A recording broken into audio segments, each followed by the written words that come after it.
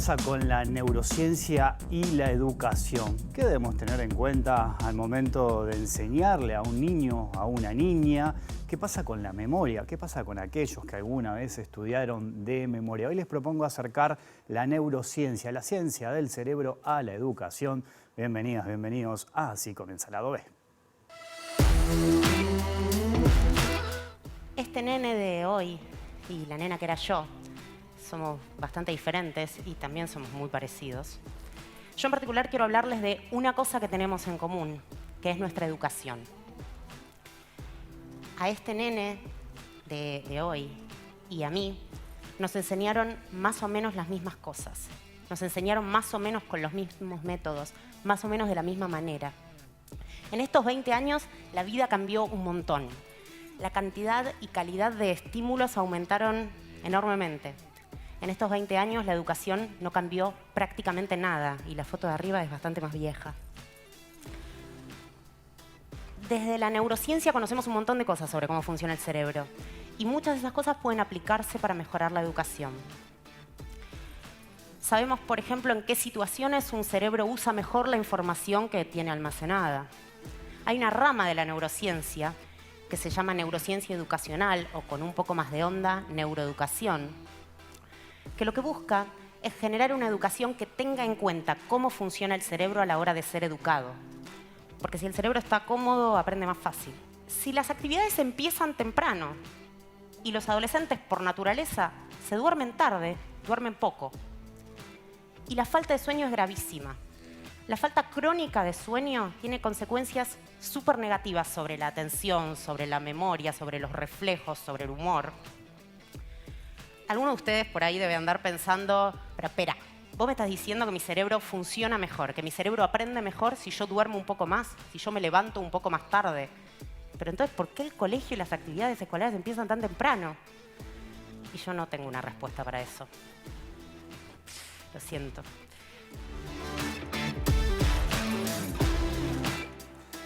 Y de este tema tan interesante vamos a estar hablando hoy en Lado B, aquí en la pantalla de TV Ciudad, con quien veíamos precisamente en el TEC Disparador, Andrea Goldín, doctora en Ciencias Biológicas, doctora también en Ciencias Fisiológicas, especialista, experta en Educación y Nuevas Tecnologías. Andrea, es un gusto recibirte. ¿Cómo andas? Bienvenida a Lado B. Un placer, muchísimas gracias. Bueno, es muy interesante todo esto que estudiaste, que trabajaste, que de hecho también terminaste publicando en un libro que voy a mostrar en este momento, que bueno, por eso te tenemos aquí en Montevideo, porque lo estuviste presentando, Neurociencia en la Escuela.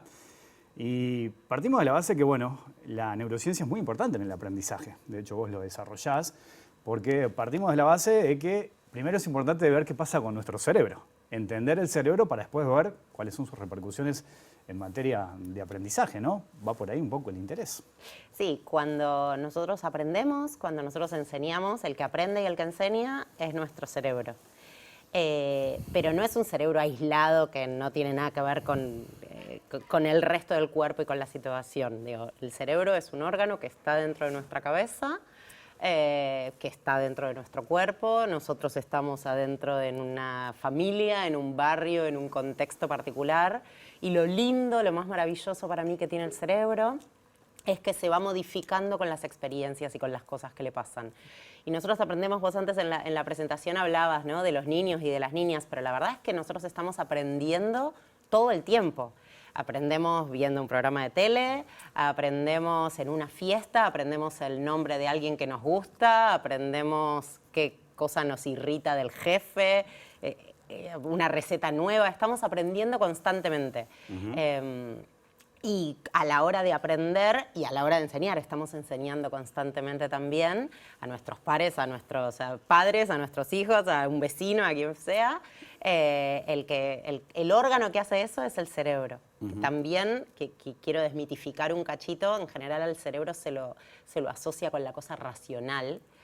Y es verdad eso, pero también el cerebro es el órgano que siente, que se emociona y que tiene muchísimos comportamientos irracionales. Todo eso pasa en el cerebro. es el órgano que hace eso. Hay mucho mito acá en el libro, vos encarás el tema de mucho mito que es muy interesante. De hecho, de paso lo recomiendo el libro porque realmente vale la pena para entender un montón de cosas, no solo para los niños, niñas, como decías recién, estudiantes, docentes, ni que hablar, hay un capítulo de docentes, se habla de los docentes que también es importante. Decías recién, el cerebro es súper complejo y es muy difícil poder entender todo, cómo funciona, ¿no? Eso es un desafío enorme también, porque estamos como todo el tiempo descubriendo qué pasa con nuestro cerebro. Hay dos partes, sí, la respuesta cortita es sí. Tiene como dos aristas ese comentario. Por un lado, lo que cada uno de nosotros y de nosotras descubre de su propio cerebro, o sea, todos tenemos un cerebro dentro, que es el órgano responsable, como decíamos, de pensar y de sentir. Esas dos cosas suceden gracias y a través del cerebro, y de moverse y de responder a eso. Y a lo largo de nuestra vida, hasta que nos morimos, vamos aprendiendo a hacer el mejor uso que podemos de ese cerebro. Lo vamos modificando constantemente también hasta que nos morimos. Lo vamos cambiando físicamente, estructuralmente, y a la vez, al mismo tiempo, vamos aprendiendo cómo hacer para que funcione de la mejor forma posible, lo mejor que podamos, consciente e inconscientemente, en distintas situaciones. Y por otra parte, como investigadores e investigadoras, mi trabajo principal es de investigadora, soy investigadora del CONICET en Argentina. Lo que hacemos es tratar de entender las bases generales de cómo funcionan nuestros cerebros en general. Después el tuyo va a tener algunas particularidades distintas al mío, por supuesto, pero hay como un componente grande que compartimos. Y la verdad es que neurocientíficos y neurocientíficas todavía sabemos muy poquitito sobre cómo funciona el cerebro. Sabemos un montón, pero sabemos muy poquito. El año pasado aquí en Lado B entrevistaba a uno de los neurocirujanos más importantes del país, que él explicaba, primero, qué sintió el momento que se encontró con un cerebro que vio. Tocó un cerebro por primera vez. Claro, contaba las experiencias de cómo se operaba, muchas veces hablándole al paciente y viendo cómo el cerebro reaccionaba, ¿no? Era una experiencia brutal. Y ¿sabes qué? Dijo esto que acabas de decir vos, todavía sabemos muy poquito de cómo funciona el cerebro, por eso es un desafío súper interesante. Y me quedo con un concepto que dijiste al comienzo, que está en el libro, y es, aprender es modificar el cerebro. Aprender es modificar el cerebro, es como la definición más sencilla, o una de las definiciones más sencillas, en el sentido de dejar una huella. Yo hablo de una huella en el cerebro, porque para llevarlo a algo, no es una huella real, pero para llevarlo a algo físico, porque realmente que vos hoy te acuerdes de algo que te pasó hace una semana o hace 5 años, que vos hoy puedas mantener esta conversación, o sea, ¿qué implica eso? Que vos tengas un montón de palabras guardadas adentro de tu cabeza, que tengas recuerdos de lo que estuviste leyendo, conscientes e inconscientes, que tengas ideas que el libro te despertó y que relacionaste. Bueno, todo eso lo podés hacer porque cada una de esas instancias de tu vida te fue modificando el cerebro hasta llegar al cerebro que tenés hoy. Lo mismo pasa conmigo, podemos tener esta charla, lo mismo pasa con cada uno y cada una de las televidentes. Entonces, eso es algo lindo del cerebro. Ahora, volviendo un cachito a lo que decías del neurocirujano y relacionándolo con esto, nosotros sabemos desde la investigación que esos cambios, y se pueden ver, quiero decir, con buena aparatología, se pueden ver esos cambios físicos estructurales del cerebro cuando aprendemos consciente o inconscientemente algo, existen. Ahora bien, ¿hace falta estar mirando todo el tiempo al cerebro? El neurocirujano, obvio que sí, porque su laburo es literalmente tocar el cerebro. Pero educadores, educadoras, personas en general, que todos somos educadores, educadoras en mayor o menor medida, tenemos que mirar el cerebro para saber si realmente está cambiando. No hace falta. Se puede considerar el resultado de esos cambios físicos en el cerebro son cambios en la conducta, cambios en el comportamiento, directos e indirectos. O sea, vos aprendés algo y lo podés decir, o aprendés algo y podés hacer algo, o aprendés algo y no lo podés decir, pero te sirve para entender otra cosa. Entonces, no hace falta ver cómo cambió el cerebro, uno puede ver cuál es el output, qué es lo que surge de ese cerebro, cuál es esa conducta, ese comportamiento, ese razonamiento, esa emoción, ese sentimiento que sale de ahí, y ahí entender que para que exista eso tuvo que haber cambiado el cerebro. Bien, el libro es muy interesante, yo te lo decía antes de salir al aire, que me gustó mucho cuando encarás el tema de la memoria, ¿no? Porque bueno, yo preguntaba en la introducción cuántos de nosotros en algún momento estudiamos de memoria, ya sea para aprender las tablas, los nombres de ciudades, ríos, fechas históricas, por ejemplo. Es algo que podemos recurrir a la memoria. Y vos ahí en el tramo, cuando hablás de eso, hablás de recordar el día que empezamos o aprendimos a andar en bicicleta, por ejemplo. Y hay una conclusión interesante, es que hay muchas memorias. ¿Cómo es eso? En general a la memoria la consideramos, tenemos como la idea, sobre todo cuando nos vamos poniendo más grandes, de que necesito hacer lugar para guardar cosas, ¿no? Tenemos como la imagen, a mí me gusta usar, de un fichero donde hay un montón de cajoncitos donde vamos guardando ahí la información y en un momento se nos llenó y necesitamos vaciar para hacer lugar. Lo que sería un disco duro después más adelante, más Ponele. o menos, claro. Pero la realidad es que no es así. Nuestro cerebro no guarda las cosas aisladas, sino todas siempre completamente conectadas. Vos no podés meter algo adentro de la cabeza y guardarlo y que deje una huella aislado del resto. Entonces lo vas a relacionar con otras cuestiones que tengan que ver o que no tengan que ver. Por ejemplo, de esta charla nos va a quedar información relacionada con cuestiones que tienen que ver con el libro, pero también con, no sé, si te gusta el color de mis zapatos, inconscientemente algo relacionaste ahí, o la luz, digo, hay cosas que se relacionan, o cualquier otro pensamiento que de golpe estamos charlando y un cachito te vas y volvés, bueno, ese otro pensamiento también lo juntaste. Entonces vamos haciendo como un entramado medio ensaladoso, pero organizado, donde los aprendizajes de distintos tipos se van relacionando. Y esos aprendizajes son de distintos, y se van relacionando, perdón, físicamente, ¿no? Y esos aprendizajes son de distintos tipos. Tenemos aprendizajes que son más conscientes, aprendizajes que son menos conscientes, que son más motores, que son menos motores, que son más de recordar cosas de memoria o de hacer el ejercicio de poder relacionar conceptos, que es lo que te pasa, no sé, si estás viendo una peli, leyendo algo, charlando con alguien y de golpe eso que te dijo te dispara a otra cosa que capaz que a priori no tiene nada que ver, pero te lo disparó porque encontraste algún tipo de relación consciente o inconsciente. Entonces, cada uno de esos aprendizajes, cada una de esas formas de aprender y de recordar, de evocar, de traer esa información, usa distintas partecitas del cerebro, un poquito más, usamos todo nuestro cerebro, ese es otro de los mitos, ¿no? El del 10%, pero usa principalmente algunas partes más que otras, pero en líneas generales todos nuestros aprendizajes en el más amplio sentido, nuestros recuerdos y nuestros aprendizajes corporales, físicos, todos lo que tienen de hermoso es que están interconectados, relacionados. Y entonces ahí está el laburo de uno, como de esto de que decíamos antes, de ir entendiendo su propio cerebro, pero también el laburo de los docentes y las docentes, de poder ir acompañando ese proceso, de ir chequeando qué conexiones estás haciendo. Esto que estás conectando con esto, ¿está bien o en realidad conceptualmente está mal? E ir monitoreando un cachito eso, porque conectar vamos a conectar. Conectar seguro, siempre, Sí, claro. siempre. Otra cosa que me gustó mucho es cuando te metes con los mitos. Recién mencionaste el del 10%. Otro mito que tocas es el de los 3 años, los primeros 3 años, ¿no? ¿Qué pasa? Que dicen eso de que hay que estimular a la niña o el niño los primeros 3 años para que pueda aprender, porque si no después se complica. ¿Qué pasa con eso?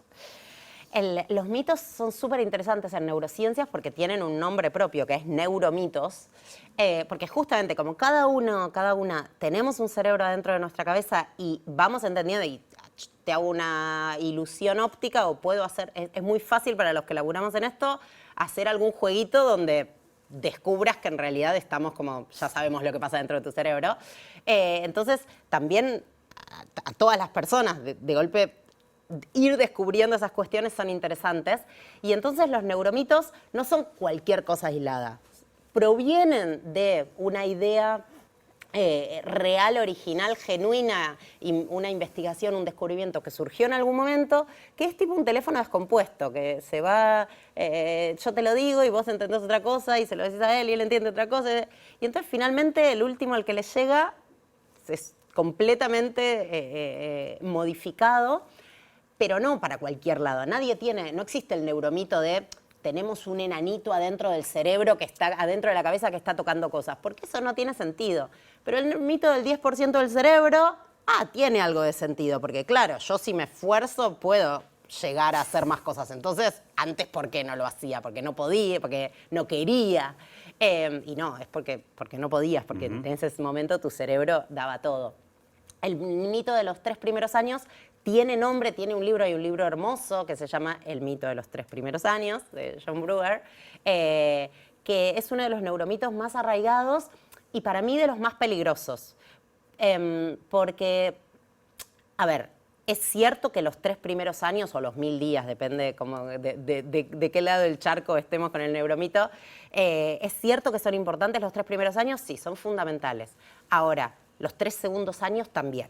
Y los 3 terceros años también. Nuestro cerebro cambia durante toda nuestra vida, puede cambiar para bien o para mal, según las experiencias que vivamos, pero sobre todo cambia en las primeras 2 décadas de vida, hasta los 20. Entonces, no es que lo que no hiciste hoy, no se puede hacer nunca más. No, bueno, si hoy no pudiste hacer algo, hubiera sido genial poder hacerlo hoy, sí, pero si lo haces hoy, tenés que mantenerlo y sostenerlo. Y si no pudiste hacerlo hoy, nuestro cerebro tiene esta capacidad de modificarse, que se llama plasticidad, y entonces lo vas a poder hacer dentro de unos años. Capaz que no al tope, casi, pero vas a poder generar cambios en el cerebro que van a terminar repercutiendo en cómo esa persona entienda, razone, sienta, se relacione con los demás, haga cosas, etc.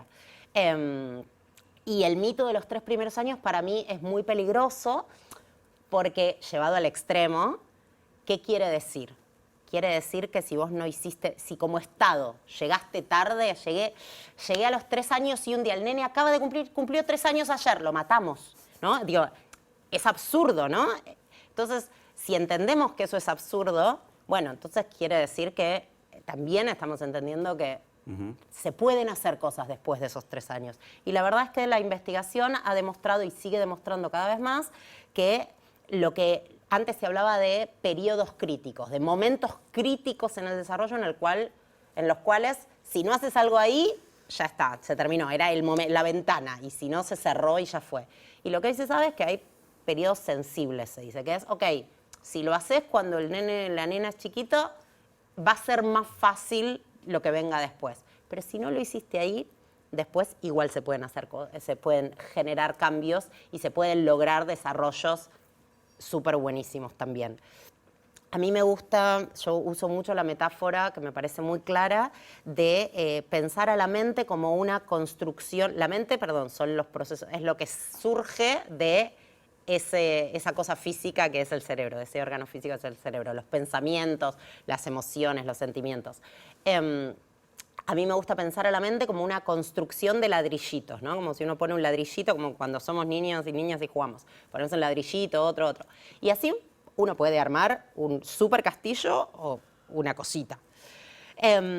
Ahora, ¿cuál es el tema? Cuantos más ladrillitos, entonces a lo largo del desarrollo y gracias a las distintas experiencias, vamos poniendo ladrillitos y armando la estructura que más queramos lo mejor que podamos.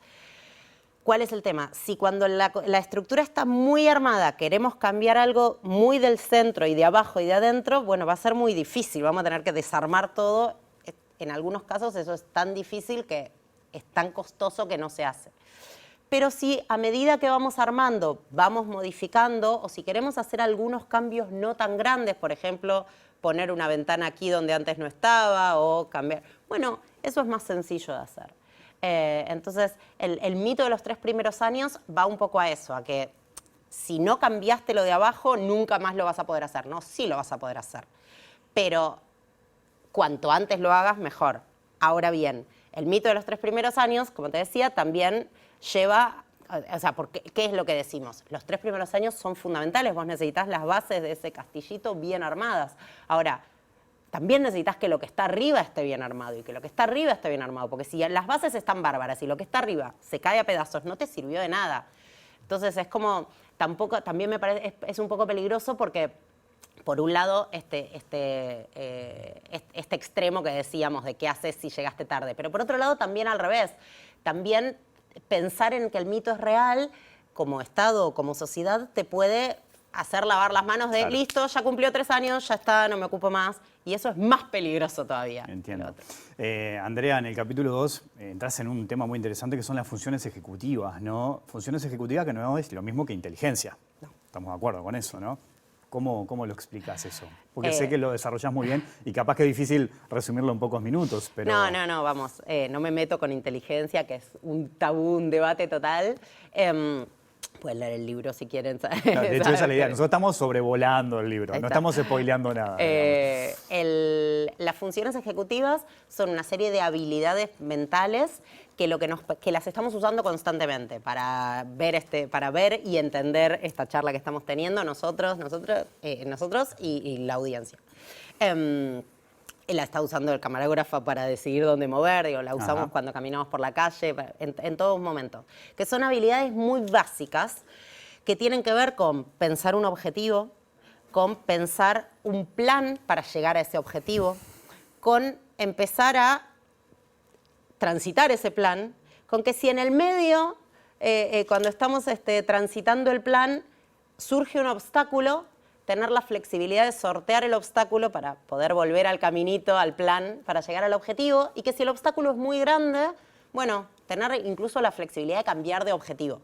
Son habilidades que tienen que ver con el mantenimiento de la atención, con el control de los impulsos, con mantener información en la memoria, con poder planificar, con tener esa flexibilidad de la cual hablábamos, con razonar lógicamente. Esas son las funciones ejecutivas y las estamos usando constantemente. Y ahí marcas la diferencia que no es lo mismo con la inteligencia, en realidad. No entras en ese terreno. No, ahí nos vamos a quedar para el próximo programa. Hacemos una semana entera hablando de esa situación. Pero sí son habilidades que lo que tienen de interesantes, digo, más allá de que nos ayudan constantemente a lograr nuestros objetivos, son habilidades que se pueden ejercitar, que se pueden estimular y entrenar, como casi todo en el cerebro. Claro, eso te iba a decir, ¿no? Hay que practicar. Eso se puede incentivar, motivar todo el tiempo. Sí, a mí me gusta usar el paralelismo con ir al gimnasio. Si vos vas una vez por año al gimnasio, no vas a hacer nada, probablemente hasta te lastime, digamos. Acá no te vas a lastimar, no va a pasar nada, pero... vos tenés que ir al gimnasio y de a poquito, un día haces un poco más de bicicleta, un poco más de cinta, al otro día haces un poco más, levantás más pesa, lo que podés llegar más lejos, lo que fuere. Con la ejercitación mental pasa igual. O sea, necesitas que sea sostenida en el tiempo, necesitas que sea progresiva, o sea, que hoy haces un poquito, mañana haces un poquitito más, pasado haces un poquitito más y así sucesivamente. Y entonces lo que vas a lograr, como con cualquier cosa que practiques, es mejorar. ¿Qué quiere decir? Que dentro de un cierto tiempo vas a estar mejor, vas a rendir mejor que hoy. Eso no quiere decir que seas el mejor del mundo. O sea, cada uno de nosotros o de nosotras, si practica y ejercita, va a lograr ir mejorando. Y es importante que esos desafíos a los cuales nos enfrentamos sean desafiantes, justamente sean difíciles, pero no sean frustrantes. O sea, que lo puedas hacer, pero que te cueste. Y eso quiere decir que, a mí me encanta jugar al sudoku y yo, la verdad, no me cuesta mucho, pero me encanta. Buenísimo, está perfecto porque también necesitas jugar, necesitas para poder aprender y pensar y que tu cerebro esté mejor, necesitas jugar, necesitas sentirte bien ganando, ¿no? Esa sensación de los likes que tenemos en las redes y etcétera. Digo, tienen que ver con cómo funciona nuestro cerebro, pero no vas a estar ejercitando, entrenando tu cerebro, vas a estar resolviendo otros problemas que también está buenísimo que lo hagas. Andrea, yo sé que con esta pregunta podremos estar un programa entero, porque te iba a preguntar por el rol docente en esto de los caminos de enseñar y aprender. ¿Qué pasa con los docentes? Son claves, son fundamentales. Muchas veces se nos asocia a neurocientíficos y neurocientíficas como que pensamos que los niños son solo cerebros y que los docentes, que no nos interesan los docentes dentro del aula, nada más lejos de la realidad.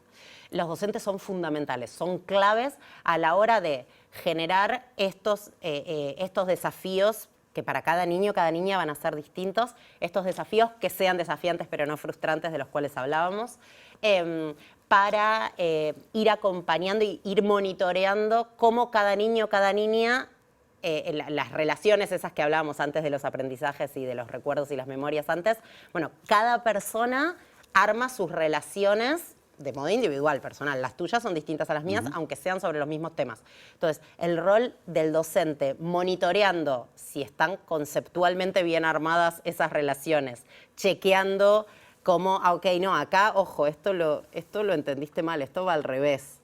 El rol del docente mostrando, ayudando a que cada individuo, hablábamos antes de cómo a medida que vamos desarrollándonos vamos aprendiendo cómo nuestro cerebro, dentro de nuestro cuerpo, dentro de nuestra sociedad, va pudiendo hacer ciertas cosas y no pudiendo hacer otras, y cómo tenemos que ayudarnos en algunos casos con ciertas estrategias que cada uno tendrá de concentrarse más, de apagar el celular en cierta circunstancia, de relajarse un ratito, lo que fuere, digo, cada uno va aprendiendo. Bueno, el docente también está ahí acompañando ese proceso y ayudando a que cada individuo vaya entendiendo mejor cómo funciona su propio cerebro.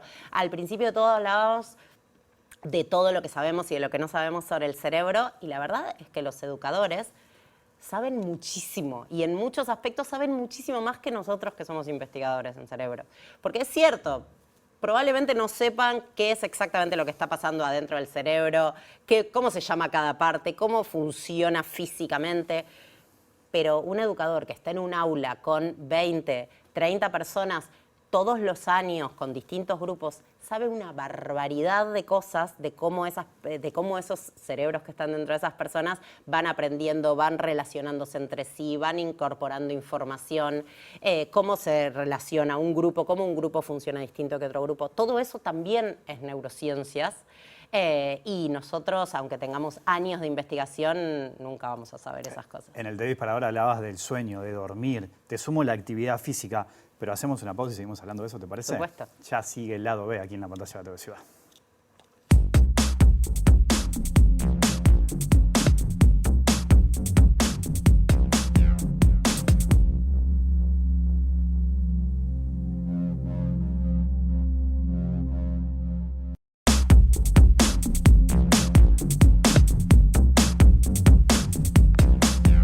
Seguimos aquí en Lado B, en la pantalla de TV Ciudad, conversando con Andrea Goldín, autora de este libro, especialista, ¿no? Este libro Neurociencia en la Escuela.